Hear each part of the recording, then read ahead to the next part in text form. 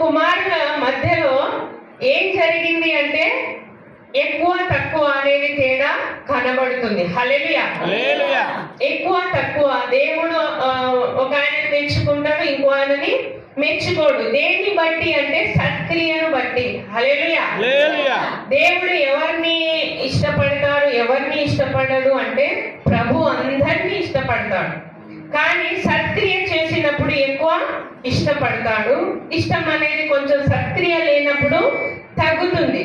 అయితే ఇక్కడ ఇద్దరు అన్నదమ్ములు ఉన్నారు. వారి మధ్యలో ఒక ఆయనకు సత్క్రియ లేదు, ఇంకో ఆయనకు సత్క్రియ ఉంది. కాబట్టి సత్క్రియ మంచిగా ఉన్న దానిని దేవుడు స్వీకరించాడు, సత్క్రియ లేని దానిని దేవుడు స్వీకరించినప్పుడు వారి మధ్యలో ఏం జరిగిందంటే విభేదాలు వచ్చి అన్న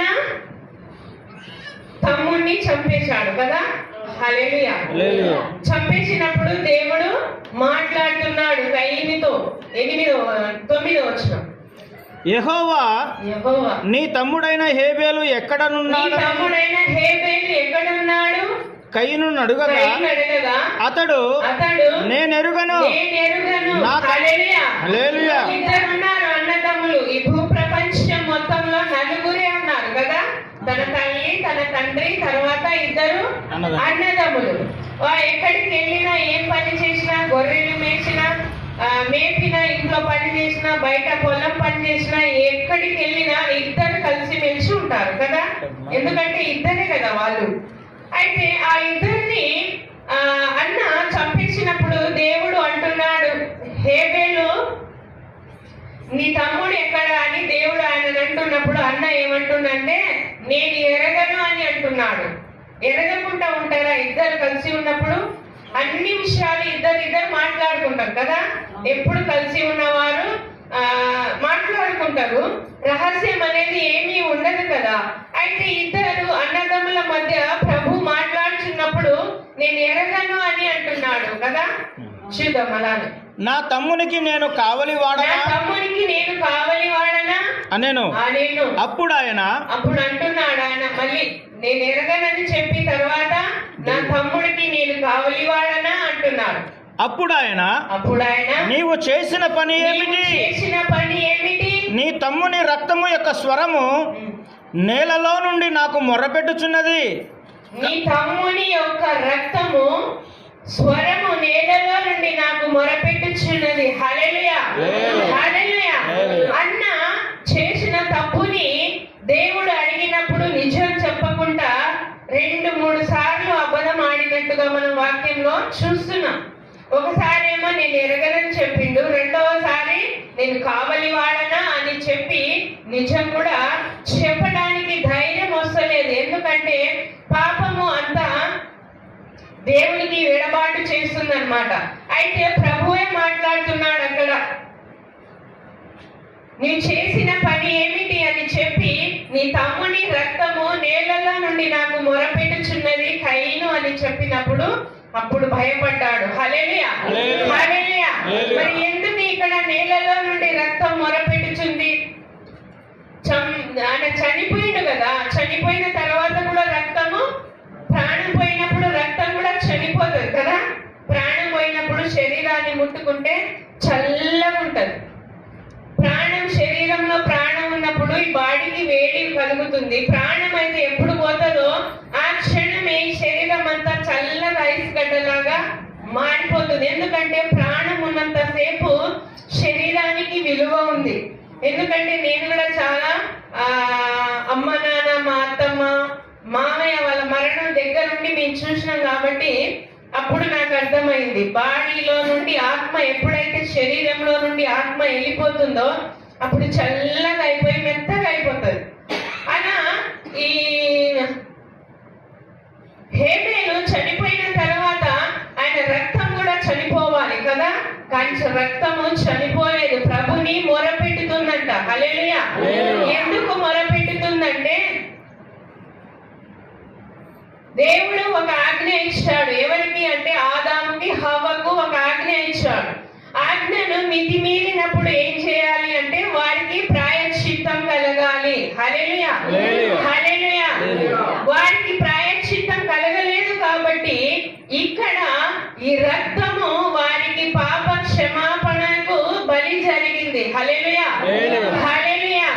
ఆజ్ఞ అతిక్రమమే పాపము, పాపము వలన వచ్చు జీతం ఈ మరణం. కాబట్టి ఈ మరణాన్ని తీసివేయడానికి ఆదిలోనే దేవుడు హేబేలు ద్వారా కార్యం చేశాడు. తర్వాత ఆదాము హవ్వ సంతానము భూలోకంలో విస్తరించబడ్డది. హల్లెలూయా, హల్లెలూయా. ఎందుకంటే ఆజ్ఞ అతిక్రమంలో పాపము, తన బిడ్డలకు పాపము కనబడదు. దేవుడు తన బిడ్డలుగా స్వీకరించిన ప్రతి వ్యక్తిలో పాపం కనబడదు అంటే బలియాగం జరగాలి కదా. అందుకే దేవుడు ఆ రీతిగా యాజక క్రమాన్ని జరిపించుకుంటూ ఆ పాపాన్ని, దోషాన్ని, మరణాన్ని తీసివేసి ఆ సంతాన్ని దేవుడు ఆశీర్వదించినని ఇక్కడ మనకు లేఖనము సెలవిస్తుంది. అందుకే క్రీస్తుకు సాదృశ్యము ఇక్కడ హేబేలు రక్తము మొరపెట్టుచున్నది. హల్లెలూయా, హల్లెలూయా. రెండవది చూద్దాం, ఆదికాండము 18వ అధ్యాయము. ప్రభు మనకు మేలు చేసినా మన మీద ఉన్న కీడు పోవడానికి కూడా మనము బలులు అర్పించాలి. మేలు జరిగినా బలులు అర్పించాలి, మనకు కీడు తొలగిపోవడానికి కూడా మనము బలులు అర్పించాలి. అయితే కయీను హేబేలు తర్వాత కూడా కొన్ని మేలు జరిగినప్పుడు కూడా దేవునికి బలి అర్పించారు. ఎవరు అంటే నోహావు. హల్లెలూయా, హల్లెలూయా.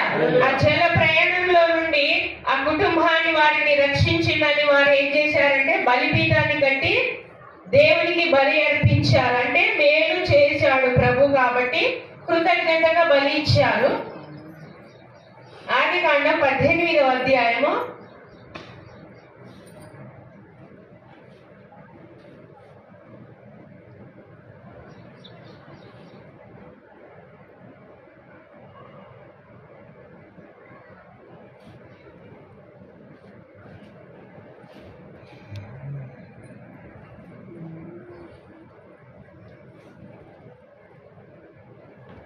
22వ అధ్యాయము 10వ వచనం.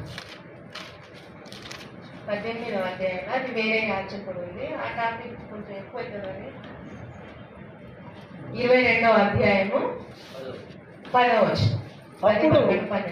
అప్పుడు అబ్రహాము తన కుమారుని వధించుటకు తన చెయ్యి చాపి కత్తి పట్టుకొనగా యెహోవా దూత పరలోకము నుండి అబ్రహామా అబ్రహామా అని అతని పిలిచెను.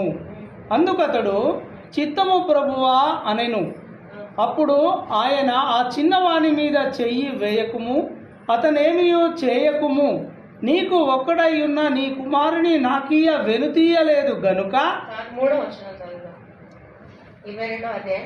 తెల్లవారినప్పుడు అబ్రహాము లేచి తన గాడిదకు గంత కట్టి తన పనివారిలో ఇద్దరిని తన కుమారుడకు ఇస్సాకును వెంట పెట్టుకొని దహన బలి కొరకు కట్టెలు చీల్చి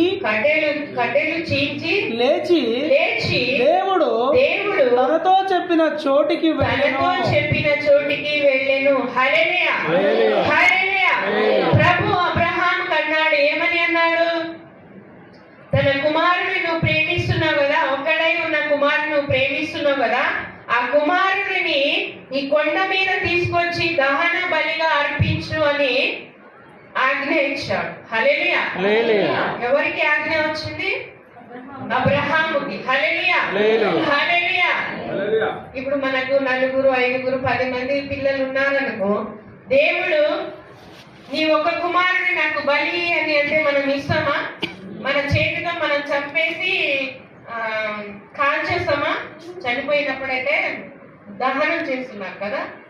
అయితే బ్రతికి ఉన్నప్పుడు చంపేసి నాకు బలి ఇవ్వమంటే ఆ కుమారుడు ఎంత మంచోడైనా ఎంత చెడ్డోడైనా చంపడానికి ధైర్యం రాదు. ఎందుకంటే మనకు పుట్టిన కుమారులు కాబట్టి మనకు ధైర్యం రాదు. అయితే అబ్రహాముకు ఒక్కడై ఉన్న కుమారుడిని తీసుకొచ్చి ఇక్కడ ఈ కొండ మీద దహన బలిగా అర్పించు అబ్రహాము అన్నప్పుడు నేను చేయను అని చెప్పకుండా దేవుడు చెప్పిన విధముగా అబ్రహాము తన కుమారుని తన దాసుని తీసుకెళ్లి ఆ కొండ ప్రాంతానికి వెళ్ళినట్టు చూస్తున్నాము.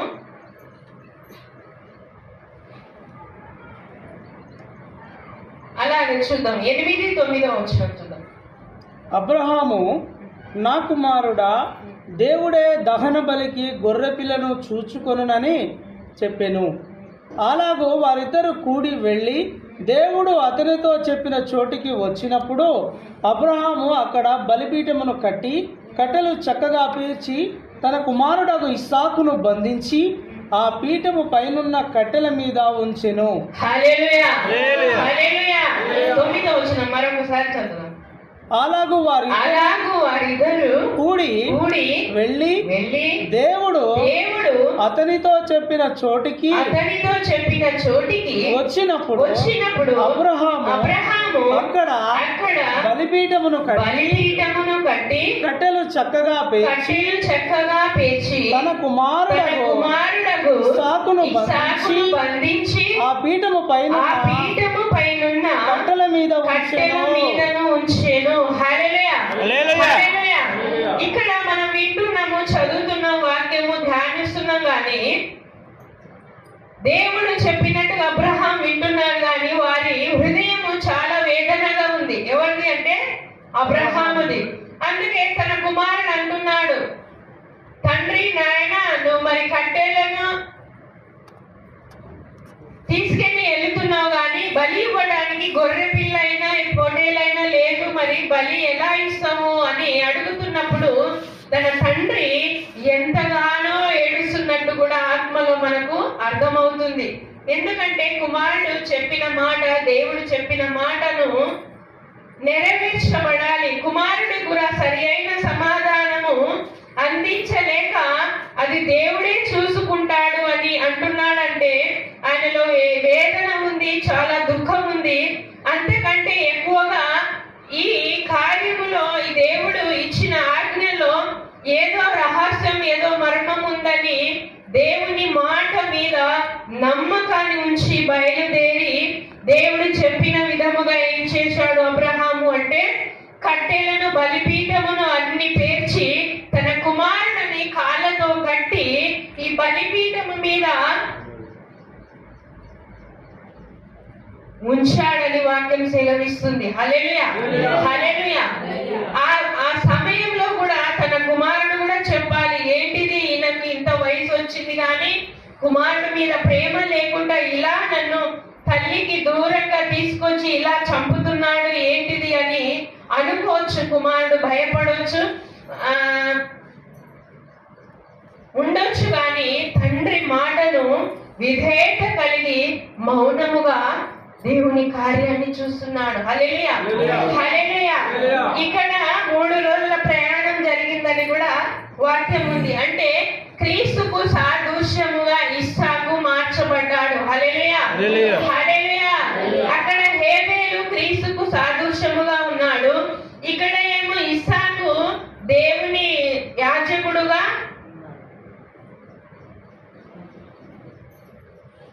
సూచనగా ఉన్నాడు. హల్లెలూయా, హల్లెలూయా. అందుకే అక్కడ ఆ వంశము కూడా దీవించబడి దేవుని మహిమకరంగా దేవుడు ఆశీర్వదించాడు.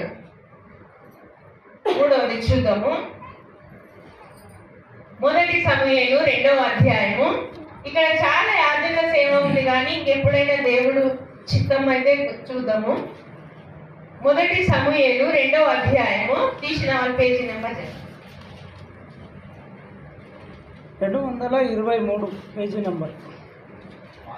దానికంటే ముందు మోషే, ఆహారంలో చాలా మంది ఉన్నారు యాజకులు. 1 సమూయేలు 2వ అధ్యాయము 18వ వచనం చూద్దాం. బాలుడైన సమూయేలు నారతో నేయబడిన ఏఫోదు ధరించుకొని యెహోవాకు పరిచర్య చేయుచుండెను. వాని తల్లి వానికి చిన్న అంగీ ఒకటి కుట్టి వాని తల్లి వానికి చిన్న చిన్న అంగి ఒకటి కుట్టి ఏటేటా బలి అర్పించుటకు తన పెనిమిటితో కూడా వచ్చినప్పుడు దాన్ని తెచ్చి వానికి ఇచ్చుచు వచ్చెను. హల్లెలూయా, హల్లెలూయా. ఇలా అబ్రహాము, ఇస్సాకు, యాకోబు, మోషే, అహరోను ఇదంతా గడిచిన తర్వాత యాజక క్రమం అనేది తగ్గిపోయింది. యాజక సేవ మందిరములో కొరతగా ఉంది. అయితే దేవుడు అది గ్రహించిన హన్న గ్రహించుకొని యాజకుడు కొరకు ప్రార్థన చేసింది. హల్లెలూయా, హల్లెలూయా. ఆమెకున్న కొరతను గ్రహించుకున్నది. మందిరంలో యాజక క్రమము జరగకుండా ఆగడము దానిని గ్రహించుకున్నది. ప్రజలకు దేవుని వాక్కు రావట్లేదు, దేవుని వాక్యం వస్తలేదని గ్రహించి హన్న ప్రార్థన చేసినప్పుడు ఆ కుమారుడు నేను నీకు మందిరంలో ప్రతిష్ఠిస్తాను ప్రభు అని చెప్పిన విధముగా దేవుడు ఆ రీతిగా కార్యం చేసినప్పుడు అలానే దేవుడు ఇచ్చిన ఆశీర్వాదాన్ని మందిరంలో సమర్పించినప్పుడు ఏటగా ఆ కుమారుని కొరకు తల్లి అంట ఒక చిన్న అంగి కుట్టి తీసుకొని వచ్చి ప్రభుని బలి అర్పిస్తుంది. హల్లెలూయా. ఏటేటా ప్రభువుకు బలి అర్పించాలి. మనము తెలిసి తెలియక చేసిన దోషం పాపం పోవడానికి దేవుడు మనతో తోడుగా ఉండి మనని దీవించడానికి బలులు అర్పిస్తూ ఉంటారు. ఆ రీతిగానే తన కుమారుని మందిరంలో ఇచ్చిన తర్వాత సంవత్సరానికి ఒకసారి మందిరంలో వచ్చి తన కుమారుడికి యాజక వస్త్రమును ఇచ్చి దేవునికి ఆరాధించి తిరిగి తన కుటుంబానికి వెళ్ళేవారు అనమాట. ఇక్కడ కూడా యాజక గురించి మనకు దేవుడు బయలుపరుస్తున్నాడు. అలానే 2వ సమూయేలు 7వ వచనం చూద్దాం. సమూయేలు పెద్దగైన తర్వాత యాజక క్రమము దేవుని మహిమకరంగా జరిగింది. హల్లెలూయా, హల్లెలూయా. 2వ సమూయేలు 7వ అధ్యాయము. చూసిన వాళ్ళ పేజీ నెంబర్ చెప్పండి, తెలియని వాళ్ళు తీస్తారు. 7వ అధ్యాయము 1వ వచనం. యెహోవా నలుదిక్కుల అతని శత్రువుల మీద అతనికి విజయమిచ్చి అతనికి నెమ్మది కలుగజేసిన తరువాత రాజు తన నగరి యందు కాపురముండి నాతానను ప్రవక్తను పిలువనంపి నేను దేవదారు మ్రానుతో కట్టిన నగరి యందు. హల్లెలూయా, హల్లెలూయా. ఇక్కడ దావీదు రాజు కాలంలో ఒక ప్రవక్త ఉన్నాడు. ప్రతి కాలంలో ప్రవక్త ఉన్నారు, కానీ దావీదు కాలంలో ఒక ప్రవక్త ఉన్నాడు. ఆ ప్రవక్త పేరు ఏమిటంటే నాతాను. హల్లెలూయా. దావీదు కాలంలో ఒక ప్రవక్త ఉన్నాడు కదా, ఆ ప్రవక్త పేరేమిటి? నాతాను. హల్లెలూయా, హల్లెలూయా. అయితే నాతాను ప్రవక్తని దావీదు మహారాజు పిలిపించి అంటున్నాడు, ఆయన మనసులో ఉన్న దేవుని మీద ఉన్న ప్రేమ గురించి చెబుతున్నప్పుడు, సరే నీకు తోచినట్టు చేయి రాజా అని చెప్పి మరలా నేను ఇంటికి వెళ్ళి ప్రార్థన చేస్తాను, దేవుడు ఏం బయలుపరుస్తాడో అది తెలియపరుస్తానని చెప్పి వెళ్ళిపోయాడు. ఎవరు? నాతాను. హల్లెలూయా. మంచిగా వింటున్నారు. అయితే నాతాను ప్రవక్త వెళ్ళి ప్రార్థన చేసినప్పుడు దేవుడు బయలుపరిచిందంతా దావీదుకు చెప్తాడు కదా. అంతకుముందు కూడా దావీదు బలహీనంగా ఉన్నప్పుడు కూడా ఒక ప్రవక్త మాట్లాడతాడు కదా. ఏ ప్రవక్త మాట్లాడతాడు? ఈ ప్రవక్తనే, నాతాను ప్రవక్త. హల్లెలూయా, హల్లెలూయా. ఎందుకంటే ఆయన తప్పు చేసిండు, ఆ తప్పు దేవుని దృష్టికి చేదుగా ఉంది కాబట్టి ఆ చేదు అయిన తప్పు పోవడానికి నాతాను ప్రవక్త దేవుడు బయలుపరిచినప్పుడు దావీదు మహారాజుకు అన్ని చెప్పినప్పుడు అప్పుడు ఆయన పశ్చాత్తాపపడి ఒప్పుకుంటాడనమాట. అయితే ఆ కాలంలో నాతాను ప్రవక్త ఉన్నాడు కదా. ఇంకో ప్రవక్త చూద్దాము. 2వ సమూయేలు 8వ అధ్యాయము 16వ వచనం.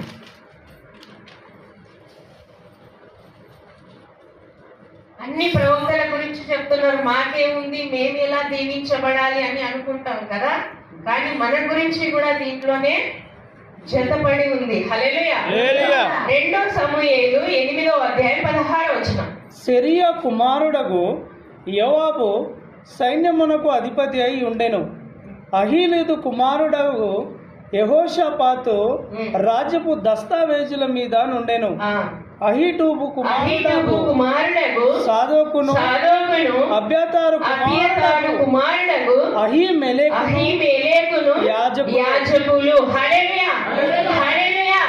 దావీదు మహారాజుగా ఉన్న కాలంలో నాతాను ప్రవక్త ఉన్నాడు, సాదోకు ప్రవక్త ఉన్నాడు, అహీమెలెకు యాజకులు ఉన్నారు. అయితే మనకు తెలిసింది కొన్ని, కానీ ఇంకా ఆ కాలంలో దావీదు ఎంతమంది యాజకులు ఉన్నారంటే చాలా మంది యాజకులు ఉన్నారు.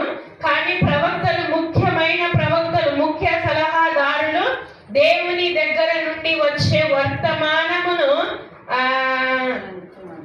చెప్పడానికి 7-8 యాజకులు ఉంటారు, ప్రవక్తలు ఉంటారు. హల్లెలూయా. హల్లెలూయా.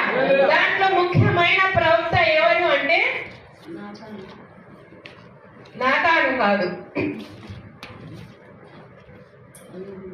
అదుదేను అని ముఖ్యమైన ప్రవక్త.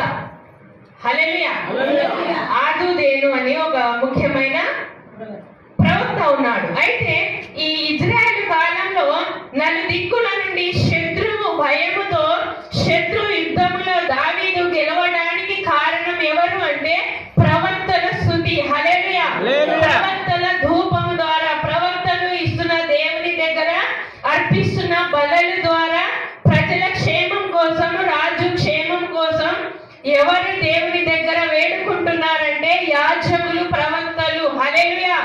నేను యుద్ధానికి వెళుతున్నాను, నేను ప్రార్థన చేయలేను, అక్కడ దేవునికి నేను బలి ఇవ్వలేను, నేను ప్రార్థన చేసే సమయంలో, నేను దేవునికి బలి ఇచ్చే సమయంలో ఎక్కడ నుండి ఏదైనా శత్రు దాడి చేస్తారేమోనని ఈ యాజకులు, ప్రవక్తలు, రాజు కలిసి మాట్లాడుకొని ఈ రాజు కోసం, ఇజ్రాయెల్ ప్రజల క్షేమము కోసం, ఈ శత్రు ఓడిపోవడానికి 7 ప్రవక్తలు, యాజకులు అందరూ దేవుని సన్నిధిలో ధూపం వేస్తూ ఉన్నారు. హల్లెలూయా. వీరిలో ముఖ్యమైన యాజకుడు ఎవరంటే అదుదేను అని ఒక ప్రవక్త.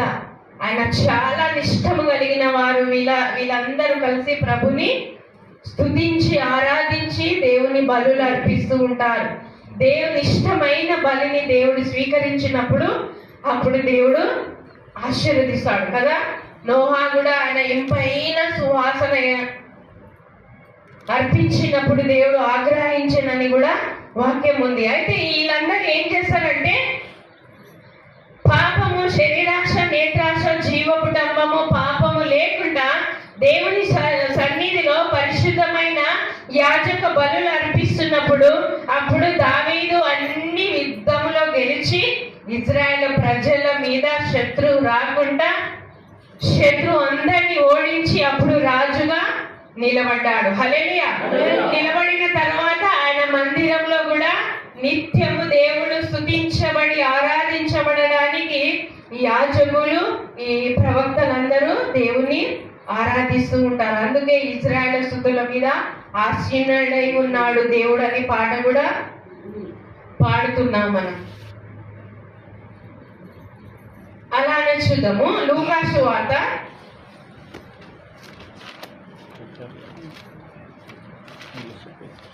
1వ అధ్యాయము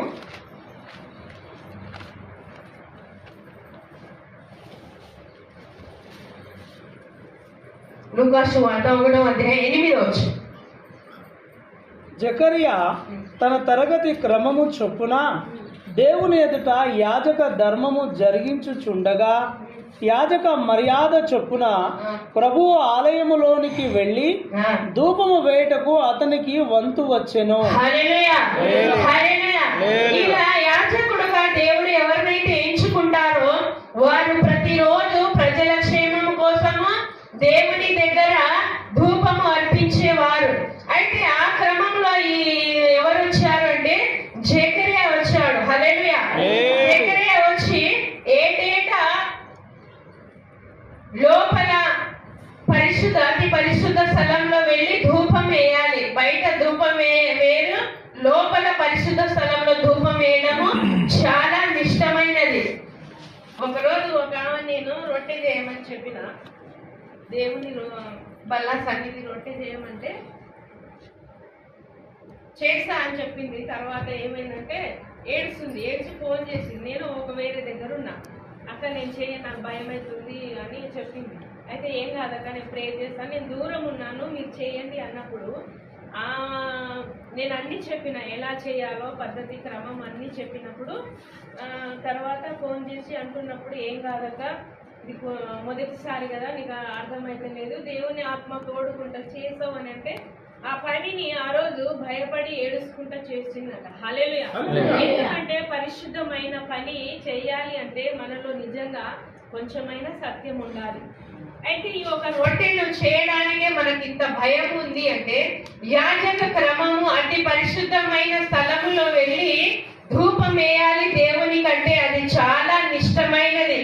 ప్రాణం పోయే స్థితి కూడా వస్తుంది. ఎందుకంటే వారి నీటి ధూపము పరిశుద్ధత సంపూర్ణము కానప్పుడు దేవుని సన్నిధిలో తట్టుకోలేరు. హల్లెలూయా, హల్లెలూయా.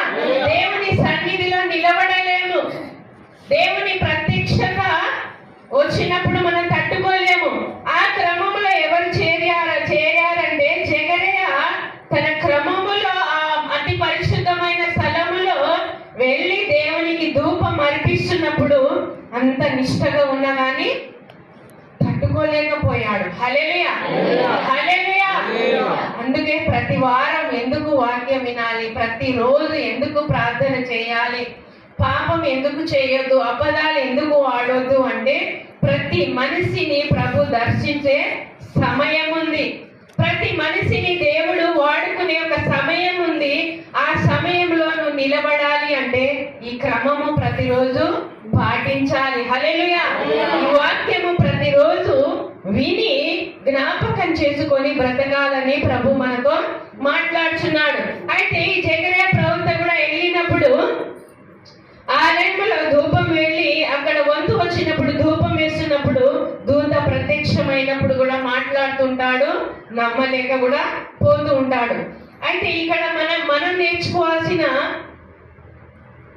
ఏంటిదంటే యాజక క్రమము జరుగుతుంది. హల్లెలూయా. వారి గర్భంలోనే యోహాను పుట్టి ఉన్నాడు. ఆ యోహానే సర్వ సృష్టికర్త అయిన దేవునికి ముందుగా మార్గమును సరళం చేశాడు. అతనికి బాప్తిసం ఇచ్చి ప్రజల క్షేమం కొరకు ప్రార్థన చేసినట్టు కూడా మనము వింటున్నాము. అందుకే యేసు ప్రభు కూడా అంటాడు, యోహాను గురించి కూడా చాలా సాక్ష్యం చెప్తాడు. ఆయన ప్రవక్త, నీతిమంతుడు, ఆయన మాటలు మీరు ఎందుకు నమ్మలేదు, ఆయన చెప్పిన బాప్తిసానికి ఎందుకు మీరు స్వీకరించలేదని ఇజ్రాయెల్ ప్రజలతో యోహాను గురించి సాక్ష్యం చెప్తాడు కదా. అయితే తర్వాత చూద్దాము హెబ్రీ పత్రిక చివరి మాట పేజీ నెంబర్ చెప్పాలి, తెలియని వారు పేజీ నెంబర్ 200. హెబ్రీ పత్రిక 5వ అధ్యాయము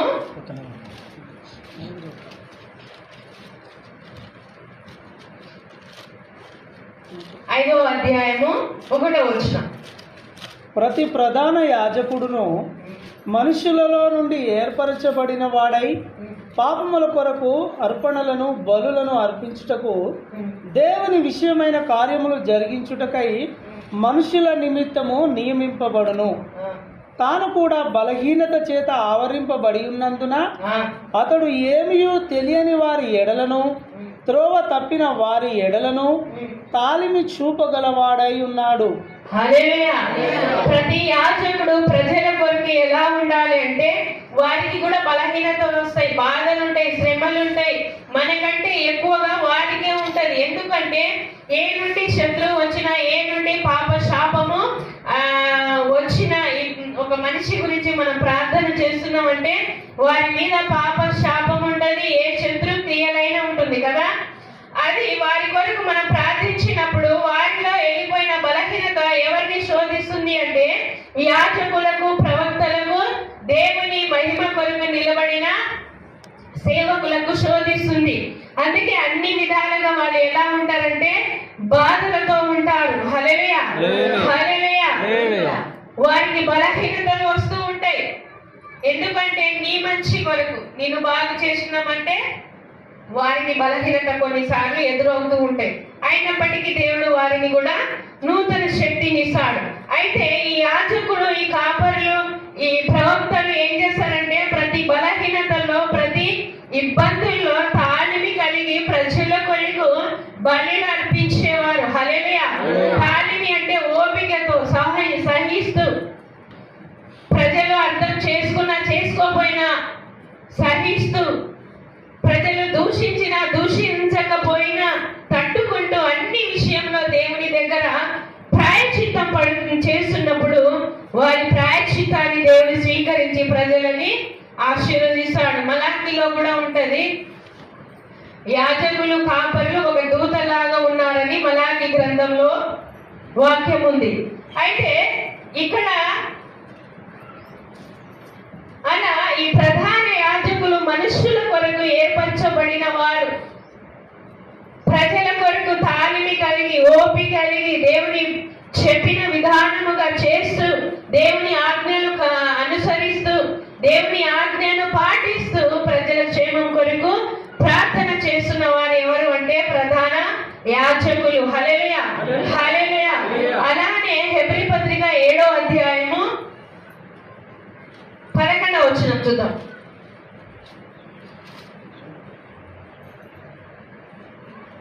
ఆ లేవీయులు యాజకులై ఉండగా ప్రజలకు ధర్మశాస్త్రం ఇయ్యబడిన గనుక ఆ యాజకుల వలన సంపూర్ణ సిద్ధి కలిగిన ఎడల అహరోను క్రమములో చేరినవాడని చెప్పబడక మెల్కీసెదెకు క్రమము చొప్పున వేరొక యాజకుడు రావలసిన అవసరమేమి?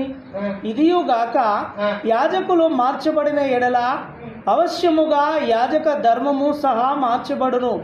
ఎవరి గూర్చి ఈ సంగతులు చెప్పబడెనో ఆయన వేరొక గోత్రములో పుట్టెను. ఆ గోత్రములోని వాడెవడును బలిపీఠమునొద్ద పరిచర్య చేయలేదు. హల్లెలూయా, హల్లెలూయా. ఇక్కడ మనకు యాజక క్రమం జరగడానికి లేవీయుల గోత్రం ఉన్నారు కదా, ఆ యూదా గోత్రం కూడా ఉంది. అయితే ఈ గోత్రాలన్నీ సంపూర్ణ సిద్ధి కాలేదు, దేవునికి ఇంపైన బలి చేయలేదు. కాబట్టి దేవుడు ఈ సృష్టికర్త అయిన యేసు ప్రభు కన్య మరియ గర్భంలో జన్మించి ఆ యాజక సేవను సంపూర్ణ సిద్ధి చేశాడు. హల్లెలూయా, హల్లెలూయా. ఎలా చేశాడు అంటే చూద్దాం 11వ వచనము. ఆ లేవీయులు యాజకులై ఉండగా ప్రజలకు ధర్మశాస్త్రం ఇయ్యబడెను గనుక ఆ యాజకుల వలన సంపూర్ణ సిద్ధి కలిగిన ఎడల అహరోను క్రమములో చేరినవాడని చెప్పబడక మెల్కీసెదెకు క్రమము చొప్పున వేరొక యాజకుడు రావలసిన అవసరమేమి? ఇదియుగాక యాజకులు మార్చబడిన ఎడల అవశ్యముగా యాజక ధర్మము సహా మార్చబడును. ఎవరి గూర్చి ఈ సంగతులు చెప్పబడెనో ఆయన వేరొక గోత్రములో పుట్టెను. ఆ గోత్రములోని వాడెవడును బలిపీఠమునొద్ద పరిచర్య చేయలేదు. హల్లెలూయా. ఈ యాజకులందరూ బలిపీఠము దగ్గర పరిచర్య సంపూర్ణముగా చేయలేదు. అక్కడ మనం చూసిన దగ్గర కూడా ఆయన సంపూర్ణమైన పరిచర్య జరగనట్టుగా మనము చూస్తున్నాం. అయితే దేవుని బలిపీఠము దగ్గర సంపూర్ణమైన పరిచర్య చేయడానికి అహరోను క్రమములో కాకుండా వేరొక క్రమములో చేరి దేవుని బలిపీఠము దగ్గర సంపూర్ణమైన యాజక సేవ చేసింది ఎవరు అంటే యేసు ప్రభు. హల్లెలూయా. అందుకే యేసు ప్రభు ఈ లోకంలో రాకముందు దేవుడు అబ్రహాముని ఆయా సమయంలో మెల్కీసెదెకు వచ్చి వారిని ఆశీర్వదించి శత్రువును ఓడించినట్టుగా మనము చూస్తున్నాం. అయితే ఈ లేవీయులు ఎందుకు చేయలేదంటే వీళ్ళలో పాపము సంపూర్ణముగా పోలేదు. కాబట్టి దేవుని కుమారుడైన యేసు ప్రభు పాపము లేకుండా దేవుని బలిపీఠము దగ్గర పరిచర్య చేసి సర్వలోక ప్రజల మీద ఉన్న పాపము అంటే ఇజ్రాయెల్ ప్రజలు వాగ్దానము చేయబడిన ప్రజల మీద ఉన్న పాపము, వాగ్దానం లేని మన మీద ఉన్న పాపము దోషము పోవడానికి యేసు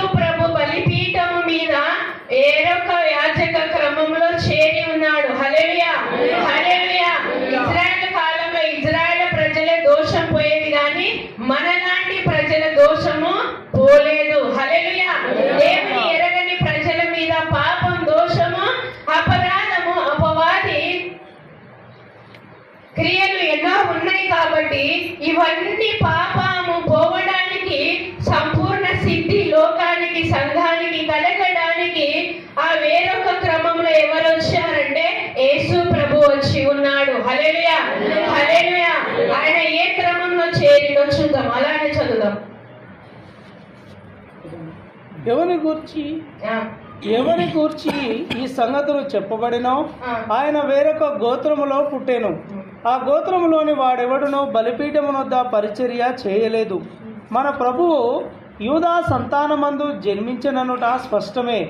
ఆ గోత్ర విషయములో యాజకులను గూర్చి మోషే ఏమీ చెప్పలేదు. హల్లెలూయా. అయితే ఈ బలిపీఠము మీద పరిచర్య జరగలేదు కాబట్టి లేవీలు ఎంతమంది ప్రవక్తలు ఉన్నారో, అందుకే ఇజ్రాయెల్ కాలంలో రాజు ఓడిపోకుండా ఉండడానికి నిష్ఠ కలిగిన 7-8 యాజకులు ప్రవక్తని దేవుడు అప్పుడు ఏర్పాటు చేశారు. అయితే మోసే కూడా ఈ యాజక క్రమం గురించి చెప్పలేదు. ఎందుకంటే అక్కడ వారి యాజకులకు చెప్పాల్సింది చెప్పింది కానీ ప్రజలకి చెప్పలేదు. ఆ విషయం ఎప్పుడు బయలుపరచబడింది అంటే మోషే పౌలుకు బయలుపరచబడింది. హల్లెలూయా. బయలుపరచబడి చెప్తున్నాడు. చూద్దాం 14వ వచనం.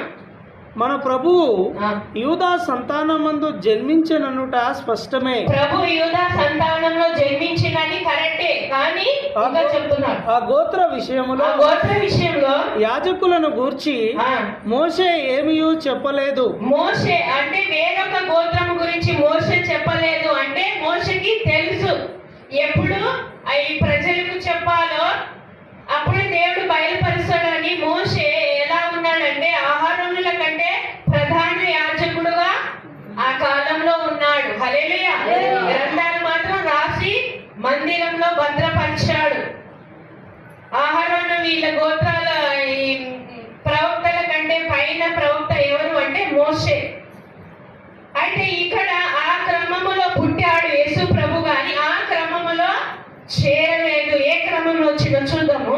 15వ వచనం. మరియు శరీరానుసారముగా నెరవేర్చబడు ఆజ్ఞగల ధర్మశాస్త్రమును బట్టి కాక నాశనము లేని జీవమునకున్న శక్తిని బట్టి నియమింపబడి మెల్కీసెదెకు వాడైన వేరొక యాజకుడు వచ్చి ఉన్నాడు.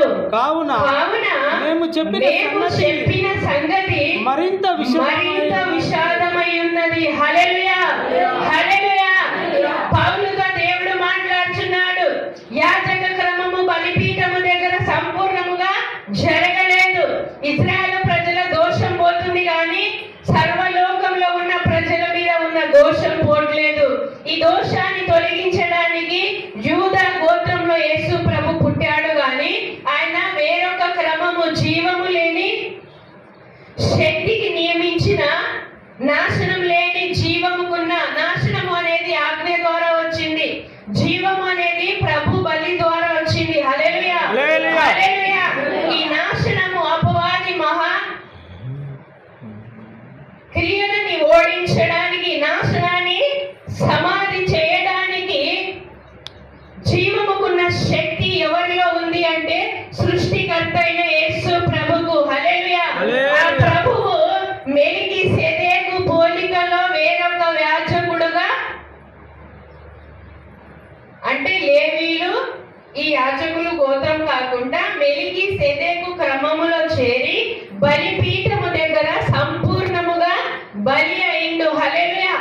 ఆ బలి ద్వారానే ఇప్పుడు మనము దేవుని తెలుసుకొని ప్రభుని ఆరాధిస్తున్నాము. హల్లెలూయా. పాపము వలన వచ్చు జీతము కూడా ఓడిపోయింది అంటే క్రీస్తు బలి. అలానే చదువు 17వ వచనం.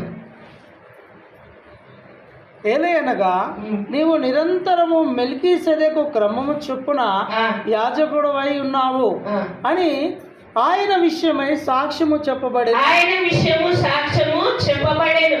వీళ్ళందరూ వచ్చిన ఏంటిదంటే క్రీస్తుకు సాదృశ్యం. అది ఒక నీడ, అది ఒక మనకు ధైర్యం. దేవుడు గొప్ప కార్యం చేశాడని. ఇప్పుడు మనం చాలా ఒక బాధలో ఉన్నాము. ఆ బాధలో ఉన్నప్పుడు బాధ పోవడానికి ఒక మంచి పదం పలికితే ఆ క్షణం మనకి ధైర్యం వస్తుంది కదా, బ్రతకడానికి ఒక ఆశ వస్తుంది. హల్లెలూయా. అయితే ఈ ప్రజలు సర్వలోక ప్రజలు అంటే దేవుని నమ్మని ప్రజల మీద సంపూర్ణ సిద్ధి కలగలేదు, పాపము పోలేదు. ఆ పాపము అధికము అవ్వకుండా ఉండడానికే ఒక్కొక్కరిని యాజకుడుగా సూచనగా ఒక ఛాయగా దేవుడు చేసుకుంటూ వచ్చి క్రీస్తు బలి ద్వారా సంపూర్ణము జరిగింది. హల్లెలూయా. దేవుని నమ్మని బిడ్డలందరికీ పాపం పని చేస్తలేదు, దోషం పని చేస్తలేదు, ఆజ్ఞ పని చేస్తలేదు. కాబట్టి మనకు భయం వస్తలేదు. పాపం ఏ శ్రమలు వచ్చినా ఏ బాధలు వచ్చినా మనకు భయం వస్తలేదు. ఎందుకు? దేవుని రక్తం ఉంది, దేవుని బలియాగం మనకుంది కాబట్టి భయం వస్తలేదు. చివరి ఒక మాట చెప్పి ముగిస్తాను. ప్రకటన గ్రంథము 20వ అధ్యాయము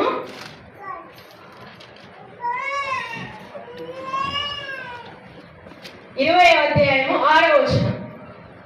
ఈ మొదటి పునరుద్ధానములో పాలుగలవారు ధన్యులను పరిశుద్ధులునై ఉందురు. ఇటు వారి మీద రెండవ మరణమునకు అధికారము లేదు. రెండవ మరణము అధికారము లేదు. వీరు దేవునికి క్రీస్తుకును యాజకులై క్రీస్తుతో కూడా 1000 సంవత్సరములు రాజ్యము చేయుదురు. హల్లెలూయా. ఆది నుండి అంతము వరకు యాజక క్రమం ఉంది, ప్రవక్తలు ఉన్నారు. ప్రకటన చివరి గ్రంథం, ఇక్కడ కూడా క్రీస్తుకు యాజకులు. హల్లెలూయా. మనందరికి ప్రధాన యాజకుడు ఎవరు అంటే యేసు ప్రభు. ఆ ప్రధాన యాజకుని బలి ద్వారా, ఆయన విజ్ఞాపన ద్వారా, ఆయన ప్రార్థన ద్వారా, ఆయన యాచనల ద్వారా, ఆయన కన్నీటి ద్వారా ఈ భూలోకంలో ఉన్న యాజకుని ద్వారా దేవుడు మనల్ని ఆశీర్వదిస్తున్నాడు. ఆయన రాజ్య పాలన ఉంది, 1000 ఏళ్ల పరిపాలన ఉంది. అక్కడ మనం వెళ్ళాలి అంటే ఇక్కడ యాజకుని కాపుర్లని క్రమంలో మనము నడవాలి. దేవుడు బోధించిన ప్రకారముగా మనము అనుసరించాలి. హల్లెలూయా.